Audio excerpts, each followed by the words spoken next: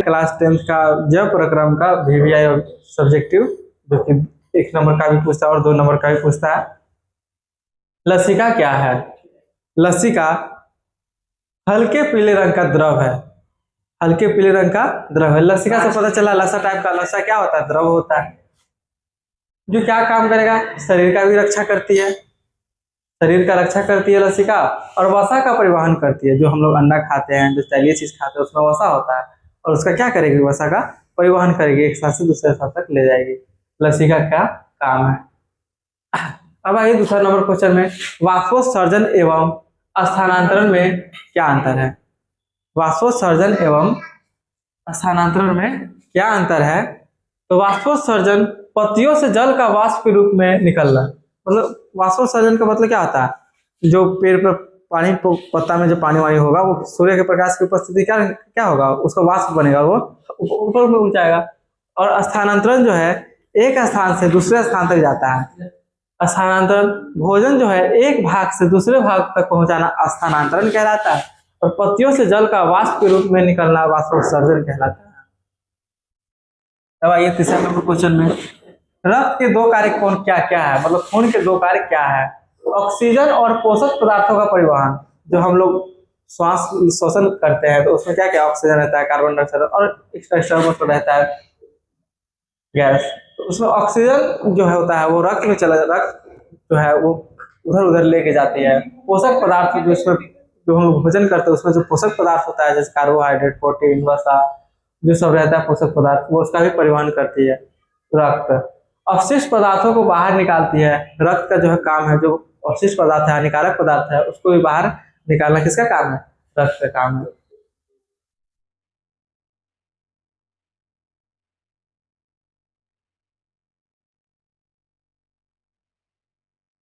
और ये मानव परिवहन तंत्र के घटक कौन कौन से हैं? तो घटक जो है, हृदय है, रक्त है, रक्त वाहिनियां हैं। हृदय क्या काम करती है? तो रक्त को पंप करती है, और पंप करते समय कौन सा साउंड का आवाज आता है? तो लब डब का साउंड आता है। रक्त का क्या काम है? तो पदार्थों का परिवहन करता है। रक्त का क्या काम है? जो भी पदार्थ है हमारे शरीर में, सब एक स्थान से दूसरे स्थान तक ले जाते हैं, मतलब परिवहन कराती है। अब ऑक्सी हीमोग्लोबिन क्या है? ऑक्सी हीमोग्लोबिन क्या है? ऑक्सीजन प्लस हीमोग्लोबिन मिलकर ऑक्सी हीमोग्लोबिन बना है। जब हीमोग्लोबिन और ऑक्सीजन के मिलन से बना यौगिक ऑक्सी हीमोग्लोबिन कहलाता है। जब हीमोग्लोबिन जो है हवा की उपस्थिति में आ जाएगा, ऑक्सीजन की उपस्थिति में आ जाएगा, तो क्या बना देगा? ऑक्सी हीमोग्लोबिन बना देगा। जाइलम और फ्लोएम में क्या अंतर है? तो जाइलम जल और खनिज लवणों का परिवहन करता है। जाइलम क्या क्या काम करेगा? तो जल और खनिज लवणों का परिवहन करना। मतलब जो खनिज का मतलब क्या? जैसे मिट्टी में उपस्थित होता है, पोटेशियम होता है, नाइट्रोजन होता है, फास्फोरस होता है, वो सब खनिज लवण जो है जल से ऊपर की ओर ले जाएगा। फ्लोएम क्या काम करेगा? तो भोजन का परिवहन करेगा। भोजन कहाँ बनता है? पत्ती में बनता है, पत्ती से नीचे लाएगा। अब आइए, पादप में भोजन का स्थानांतरण कैसे होता है? मतलब पेड़ पौधा में भोजन का स्थानांतरण कैसे होता है? भोजन का स्थानांतरण फ्लोएम द्वारा होता है। अभी बताया, भोजन बनाएगा पत्ती में, पत्ती से जो है नीचे की ओर आएगा, तो क्या होगा? भोजन का स्थानांतरण फ्लोएम द्वारा होता है।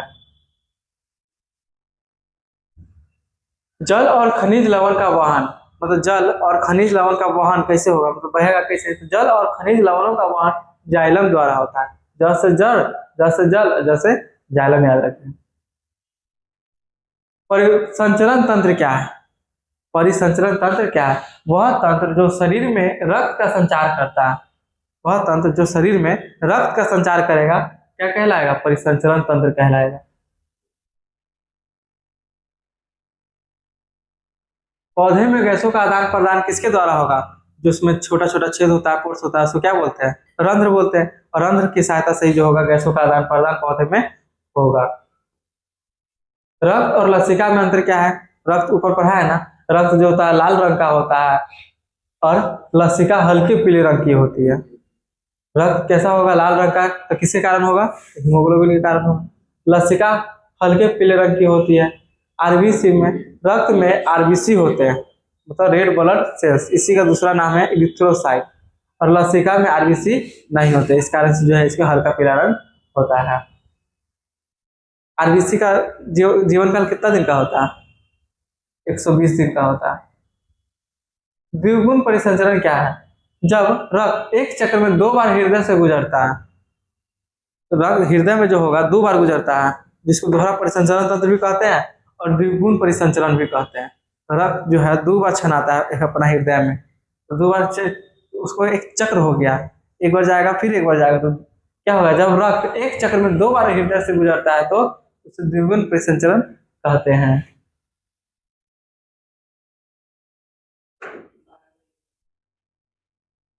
बस आज के लिए इतना ही, और हमारे वीडियो को देखने के लिए धन्यवाद आपका, और इस चैनल को सब्सक्राइब करें।